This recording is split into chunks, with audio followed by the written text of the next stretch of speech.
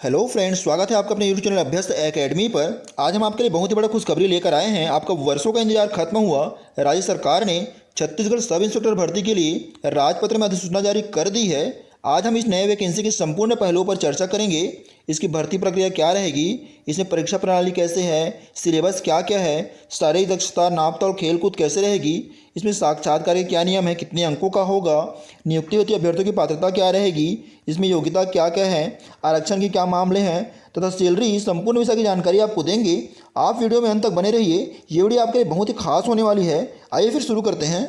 जैसा कि आप वीडियो में देख पा रहे हैं, ये छत्तीसगढ़ का राजपत्र है जो 24 जुलाई 2021 को गृह पुलिस विभाग द्वारा जारी किया गया है। कुल 55 पेज का यह अधिसूचना जारी हुआ है, जिसमें छत्तीसगढ़ सब इंस्पेक्टर भर्ती प्रक्रिया की संपूर्ण जानकारी दी गई है। हम आपको उन्हीं बातों को बताएंगे जिनको आपके लिए जानना जरूरी हो। इस बार भर्ती प्रक्रिया 2 चरणों में कंप्लीट होगी। पहले चरण में आपका शारीरिक मापतौल रहेगा। उसके बाद प्रारंभिक परीक्षा। अगर आप शारीरिक मापतौल में उत्तीर्ण होते हैं तो प्रारंभिक परीक्षा दिलाएंगे। प्रारंभिक परीक्षा में उत्तीर्ण होने पर आपको लिखित परीक्षा में बैठने की अनुमति प्रदान की जाएगी। प्रारंभिक परीक्षाओं को कंप्लीट करने के बाद, उसमें क्वालिफाई होने के बाद आपको अगले स्तर द्वितीय चरण के लिए भेजा जाएगा। द्वितीय चरण में आपका शारीरिक दक्षता परीक्षा होगी, जिसमें आपका खेल कूद रहेगा, फिजिकल एक्टिविटीज़ रहेगा। उसमें अगर आप उत्तीर्ण होते हैं तो उसके उपरांत आपको साक्षात्कार में बुलाया जाएगा। इन सभी को, अगर आप साक्षात्कार में पास हो जाते हैं तो इन सभी का एक मेरिट लिस्ट तैयार किया जाएगा। उन मेरिट लिस्ट के आधार पर ही आपका चयन होगा। अगला पॉइंट है भर्ती का तरीका। भर्ती के तरीके में सबसे महत्वपूर्ण पॉइंट है प्रतियोगी परीक्षा चयन के माध्यम से, अर्थात सीधी भर्ती द्वारा चयन किया जाएगा। इसके अलावा अन्य महत्वपूर्ण है, जैसे कि छत्तीसगढ़ राज्य शासकीय सेवा में उत्कृष्ट खिलाड़ी भर्ती नियम 2010 के अनुसार Olympic, Asiad, Commonwealth, Asian champion में भाग लेने वाले उत्कृष्ट खिलाड़ियों की सीमित भर्ती इस प्रक्रिया के तहत की जाएगी। ऐसे खिलाड़ी जिनके खेल अखिल भारतीय पुलिस खेल में शामिल हैं को नियुक्ति में प्राथमिकता दी जाएगी। इस तरह से भर्ती प्रक्रिया में जितने पोस्ट रहेंगे उनमें से कुल 2% अभ्यर्थियों का चयन इस खिलाड़ियों से किया जाएगा। नेक्स्ट पॉइंट है चयन प्रक्रिया। चयन समिति द्वारा मेरिट के आधार पर किया जाएगा। इसके अलावा एसटी, एससी और ओबीसी वर्ग को आरक्षण का प्रावधान किया गया है। भर्ती प्रक्रिया के लिए ऑनलाइन आवेदन पत्र आमंत्रित किए जाएंगे, जिसके लिए परीक्षा शुल्क विभाग द्वारा निर्धारित किया जाएगा। इसके अलावा महत्वपूर्ण पॉइंट ये है कि अगर अभ्यर्थी आवेदन करता है, जिस पद के लिए आवेदन करता है, तो उस पद का विस्तृत वर्णन, उस पद का नाम आवेदन पत्र में जरूर उल्लेख करेगा। अगर नहीं करता तो उसमें दिक्कत होने वाली है। इसके अलावा अगर आप महिला अभ्यर्थी हैं तो आप सभी पद के लिए अप्लाई कर सकते हैं। सिर्फ आप प्लाटून कमांडर के लिए अप्लाई नहीं कर सकते। अगला देखते हैं चयन प्रक्रिया। उपनियम 1 के खंड का के अधीन प्रतियोगी परीक्षा द्वारा चयन की प्रक्रिया निम्नानुसार होगी। सबसे पहले इसमें शारीरिक मापदंड है। शारीरिक मापदंड में आपकी लंबाई नापी जाएगी, आपकी सीना की चौड़ाई, आप सीना कितना फुलाते हैं ये देखा जाएगा। अगर आप इस टेस्ट में पास हो जाते हैं, उत्तीर्ण हो जाते हैं, तो आपको अगले स्टेज के लिए भेजा जाएगा। जो अगला स्टेज आपका प्रारंभिक लिखित परीक्षा है। प्रारंभिक लिखित परीक्षा कंप्यूटराइज्ड वैकल्पिक प्रकार की होगी, जो 300 अंकों का होगा, जिसके लिए समय आपको 2 घंटे प्रदान किया जाएगा। इसके लिए एक नियम भी है कि विज्ञापित जितना पद रहेगा, मान लो अगर 600 पद है तो 600 पद का 20 गुना, अर्थात जितना पद रहेगा उसका 20 गुना अभ्यर्थियों का चयन होगा। अगर आप कम नंबर पाते हैं, 20 गुना के अंतर्गत नहीं आते हैं, तो आप ऑलरेडी डिस्क्वालीफाइड हो जाएंगे। अर्थात 600 पद है तो 600 पद का 20 गुना 12,000 होता है। आपको उतना लेवल में आना है। अगर आप उतना अंक प्राप्त नहीं करते हैं तो आप ऑलरेडी डिस्क्वालीफाई हो जाएंगे। अगले स्टेज के लिए आप नहीं जा पाएंगे। फिर अगला स्टेज है मुख्य लिखित परीक्षा। अगर आप प्रारंभिक परीक्षा पूर्ण कर लिए हैं, अगर आप 20 गुना अभ्यर्थियों में शामिल हैं, आपका चयन अगले स्टेज के लिए हो गया है, तो अगला स्टेज आपका मुख्य लिखित परीक्षा है। इसके लिए प्रारूप क्या है वो देखते हैं। सबसे पहला आपका है हिंदी तथा अंग्रेजी भाषा में दक्षता। ये आपका पहला पेपर होगा, जो 200 अंकों का रहेगा। इसकी समय अवधि 2 घंटे की रहेगी। ये परीक्षा सभी अभ्यर्थियों के लिए अनिवार्य होगी, जिसमें हिंदी के लिए 125 अंक और अंग्रेजी के लिए 75 अंक निर्धारित होंगे। इसके अलावा दूसरा है सामान्य ज्ञान एवं सामान्य अध्ययन। ये परीक्षा 200 अंकों की होगी। इसकी अवधि 3 घंटे की होगी। ये परीक्षा भी सभी के लिए अनिवार्य होगी। और अगला है एप्टीट्यूड टेस्ट। ये परीक्षा 200 अंकों की होगी तथा इसकी अवधि मात्र 2 घंटे होगी। ये परीक्षा भी हर किसी के लिए अनिवार्य ही रहेगी। अगला है विज्ञान, गणित, भौतिकी, रसायन परीक्षा। ये परीक्षा 200 अंकों की होगी। इसकी अवधि 2 घंटे की रहेगी। ये परीक्षा केवल ऐसे अभ्यर्थियों के लिए अनिवार्य होगी जो अनुसूचित 3 में, अर्थात उप निरीक्षक रेडियो, अंगुल चिन्ह, प्रश्नाधीन दस्तावेज के पदों पर आवेदन किया हो, उनके लिए यह परीक्षा अनिवार्य होगी। अगला है कंप्यूटर विज्ञान की परीक्षा। ये परीक्षा 200 अंकों की होगी, जिसकी अवधि 2 घंटे रहेगी। ये परीक्षा ऐसे अभ्यर्थियों के लिए अनिवार्य होगी जो उप निरीक्षक कंप्यूटर या उप निरीक्षक साइबर क्राइम के पदों के लिए आवेदन किया हो, बाकी के लिए ये दोनों परीक्षा अनिवार्य नहीं रहेगी। अगला है पृथक चयन सूचियाँ। अलग अलग पदों के लिए कुल 3 चयन सूचियाँ मेरिट लिस्ट तैयार की जाएंगी। आप जिस पद के लिए अप्लाई किए हैं उस पद का आपको मेरिट लिस्ट देखना है। प्रथम चरण की लिखित परीक्षा में आप प्राप्तांकों के आधार पर जोड़कर सूबेदार, उप निरीक्षक विशेष शाखा, प्लाटून कमांडर की 1 और उप निरीक्षक रेडियो, अंगुल चिन्ह, प्रश्नाधीन दस्तावेज का 1 तथा उप निरीक्षक कंप्यूटर और उप निरीक्षक साइबर क्राइम का 1, तीनों का अलग अलग मेरिट लिस्ट तैयार किया जाएगा। कुल विज्ञापित पदों का 5 गुना अभ्यर्थियों को द्वितीय चरण के लिए बुलाया जाएगा। अर्थात जितने पद रहेंगे, मान लो अगर 500 पद हैं तो 500 के लिए 2500 अभ्यर्थियों को बुलाया जाएगा। इस तरह से इसका चयन होगा। अगर आप चैनल पर नए हैं, चैनल को सब्सक्राइब करके बेल आइकन को प्रेस कर दीजिए, जिससे हमारे सभी वीडियोस का नोटिफिकेशन सबसे पहले आप तक पहुंच सके। हमारे सभी वीडियोस को लाइक, कमेंट और शेयर करना बिल्कुल ना भूलें। हमारे इस वीडियो का PDF हमारे टेलीग्राम चैनल अभ्यस्त एकेडमी पर अवेलेबल है, जिसका लिंक हमने डिस्क्रिप्शन में दिया है, आप वहां से प्राप्त कर सकते हैं। अगला देखते हैं शारीरिक दक्षता परीक्षा। अगर आपने प्रारंभिक नाप जोक, प्रारंभिक परीक्षा, मुख्य परीक्षा में योग्य होते हैं, आप उनको कंप्लीट कर लिए हैं, तो आपको अगला स्टेज द्वितीय चरण के लिए शारीरिक दक्षता परीक्षा बुलाया जाएगा। इसमें कुल 5 चरण होंगे। 5 चरणों को कुल 300 अंकों में बांटा गया है। कुल 300 अंक रहेगा, जिसको हर स्टेज में लंबी कूद, ऊंची कूद, गोला फेंक, 100 मीटर दौड़ और 1500 मीटर दौड़, ये 5 स्टेप रहेंगे, जिसमें आपको 60 अंक निर्धारित किए गए हैं। आप जितने अधिक अंक पाते हैं, आप जितने अधिक अंक पाएंगे, आपको मेरिट लिस्ट बनने में उतने सहायक होगी। इसके लिए अगर आप उप निरीक्षक कंप्यूटर, उप निरीक्षक साइबर क्राइम पद के लिए अप्लाई किए हैं, तो आपको क्वालिफाइंग मात्र 30% अंक पाना है। इससे कम पाने पर आप डिसक्वालीफाई हो सकते हैं। अगर आपको साक्षात्कार में पहुंचना है तब अगला स्टेज आपका साक्षात्कार कुल 100 अंकों का होगा। अगर आप शारीरिक दक्षता परीक्षा पूर्ण कर लेते हैं, उसमें क्वालिफाइड होते हैं, तो आपको साक्षात्कार के लिए बुलाया जाएगा। इसके अलावा एक और है बोनस पॉइंट 10 अंकों का होगा। अगर आप राष्ट्रीय, अंतर्राष्ट्रीय स्तर और खेलकूद में प्रवीणता रखते हैं, केवल राष्ट्रीय स्तर की प्रतियोगिता जिनका सीधा संचालन उस खेल के अखिल भारतीय संघ द्वारा किया जाएगा, उस खेल के अखिल भारतीय संघ द्वारा किया जाता है, तो ऐसे में भाग लेने वाले खिलाड़ियों का ही इसमें पात्रता होगी, बाकी अन्य खिलाड़ियों की पात्रता नहीं रहेगी। अगला है आपका इस भर्ती प्रक्रिया के लिए आपकी पात्रता की शर्तें क्या क्या होनी चाहिए, ये देख लेते हैं। सबसे पहले आपको छत्तीसगढ़ का स्थानीय निवासी होना चाहिए।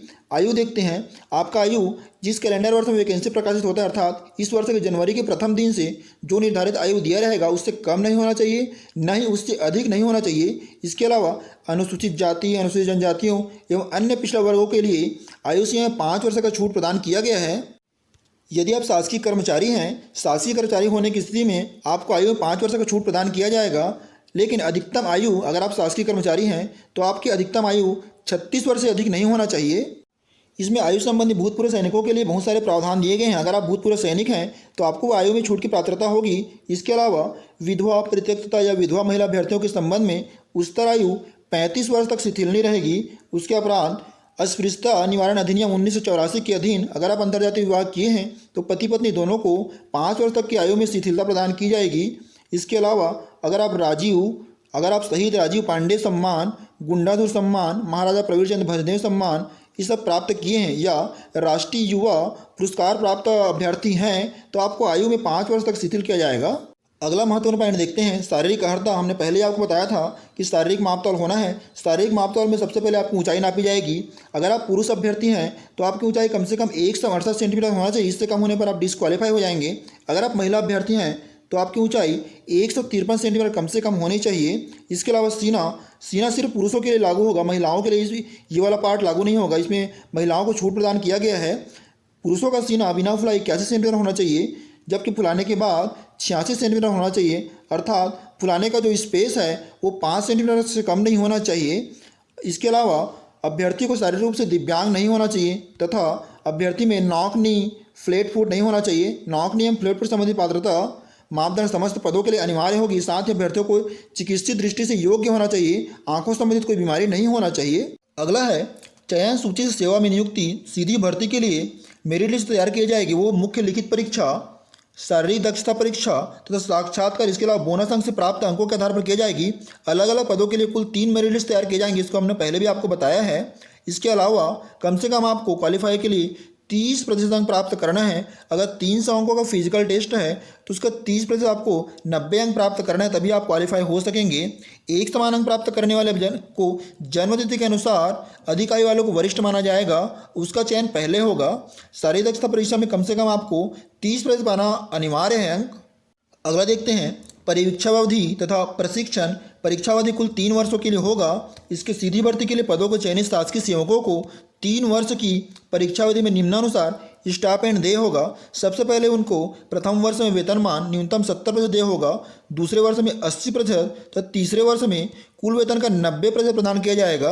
अर्थात कुल कटौती पहले वर्ष 30%, दूसरे वर्ष 20% तथा तीसरे वर्ष में मात्र 10% का होगा। इसके वर्ष अगले वर्ष से पूर्ण स्थायी नौकरी कर सकेंगे। विभिन्न आवेदित पदों के लिए शैक्षणिक अर्हता क्या क्या होनी चाहिए ये देख लेते हैं। सबसे पहले आपका सूबेदार, उप निरीक्षक पुरुष या महिला, उप निरीक्षक विशेष शाखा देखते हैं। इन तीनों के लिए आपकी शैक्षणिक अर्हता स्नातक की उपाधि होना अनिवार्य है। इसके अलावा अगर आप उप निरीक्षक रेडियो के लिए अप्लाई किए हैं तो शासन द्वारा किसी मान्यता प्राप्त संस्था या विश्वविद्यालय से इलेक्ट्रॉनिक अथवा इलेक्ट्रिकल कम्युनिकेशन में इंजीनियरिंग में 3 वर्ष का डिप्लोमा होना जरूरी है। अगर आप उप निरीक्षक अंगुल चिन्ह उप निरीक्षक प्रश्नाधीन दस्तावेज के लिए अप्लाई करते हैं तो शासन द्वारा मान्यता प्राप्त किसी भी विश्वविद्यालय से गणित, भौतिक शास्त्र तथा रसायन शास्त्र के साथ आपको स्नातक होना जरूरी है। इसके अलावा अगर आप प्लाटून कमांडर के लिए अप्लाई करते हैं तो किसी मान्यता प्राप्त विश्वविद्यालय से स्नातक की उपाधि जरूरी है। अगर आप उप निरीक्षक कंप्यूटर के लिए अप्लाई करते हैं तो शासन द्वारा मान्यता प्राप्त किसी भी विश्वविद्यालय से कंप्यूटर एप्लीकेशन BCA या BSc कंप्यूटर में स्नातक उपाधि तथा उप निरीक्षक साइबर क्राइम के लिए सेम यही प्रोसेस, यही आपको अनिवार्यता रहेगी। सबसे महत्वपूर्ण आपका फिजिकल एक्टिविटीज़ अर्थात शारीरिक दक्षता परीक्षा है। इसमें कुल 5 स्टेप रहेंगे। आप जितने अधिक अंक प्राप्त करेंगे आपको मेरिट लिस्ट में आने में बहुत सहायक होगी। सबसे पहले देखते हैं लंबी कूद। अगर आप पुरुष अभ्यर्थी हैं तो लंबी कूद में आपको 3 प्रयास प्रदान किए जाएंगे, जिसमें सबसे कम अंक 14 फीट अर्थात 4.27 मीटर में 12 उतने तक कूदते हैं तो आपको 12 अंक प्रदान किए जाएंगे। अगर आप 19 फीट जो 5.79 मीटर है या उससे अधिक कूदते हैं तो आपको 60 में से 60 अंक प्रदान किए जाएंगे। अगर आप महिला अभ्यर्थी हैं तो लंबी कूद में आपको 3 प्रयास प्रदान किए जाएंगे। सबसे कम अंक आपको 10 फीट अर्थात 3.05 मीटर कूदने पर 12 अंक दिए जाएंगे। अगर सबसे अधिक आप कूदते हैं 15 फीट कूदते हैं या उससे अधिक कूदते हैं जो 4.57 मीटर है मीटर में तो आपको 60 में से 60 अंक मिलेंगे।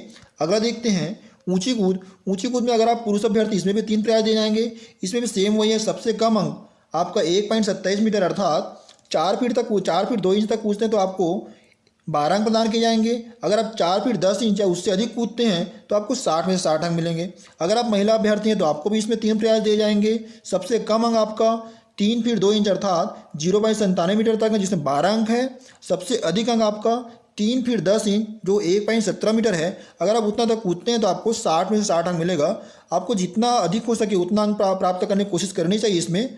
अगला देखते हैं गोला फेंक। गोला फेंक में भी सेम वही प्रोसेस। अगर आप पुरुष अभ्यर्थी हैं तो आपको भी 3 प्रयास दिए जाएंगे। सबसे कम आपको अगर आप 5 मीटर तक फेंकते हैं गोला को 5 मीटर तक फेंकते हैं तो आपको 12 अंक मिलेगा। जैसे जैसे आप आगे बढ़ते हैं आपका अंक बढ़ता जाएगा। अगर आप 9 मीटर या उससे अधिक फेंकते हैं तो आपको 60 में से 60 मिलेगा। अगर आप महिला अभ्यर्थी हैं तो आपको भी 3 प्रयास मिलेंगे इसमें, जिसका वजन आपका इसमें 2 अंतर है।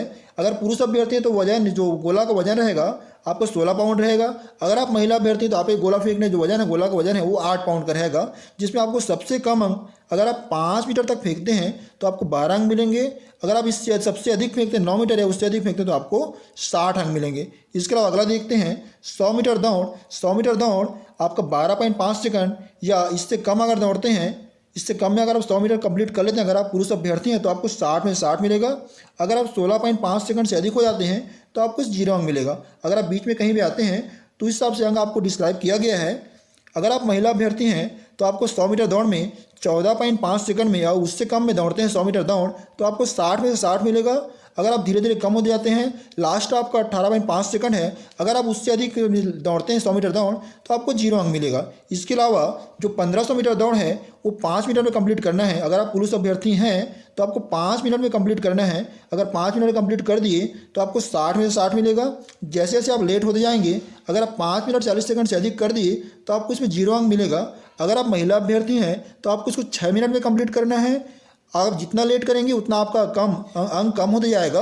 अगर आप 6 मिनट 40 सेकंड पाते हैं, 6 मिनट 40 सेकंड में दौड़ते हैं तो आपको 12 अंक, उससे अधिक हो जाते हैं तो आपको 0 अंक प्रदान किया जाएगा। ये संपूर्ण वीडियो में हमने आपको पूरे जितने भी आपको प्रक्रिया बतानी थी सब बता दिए हैं, जिसमें A to Z कंप्लीट है। आप इस वीडियो को ध्यान से देखिए, समझिए आपको कैसे आगे बढ़ना है, कैसे आपको इसको क्वालिफाई करना है, ये आपकी जिम्मेदारी है। हमारी आपके साथ बहुत दुआएं हैं। धन्यवाद फ्रेंड्स।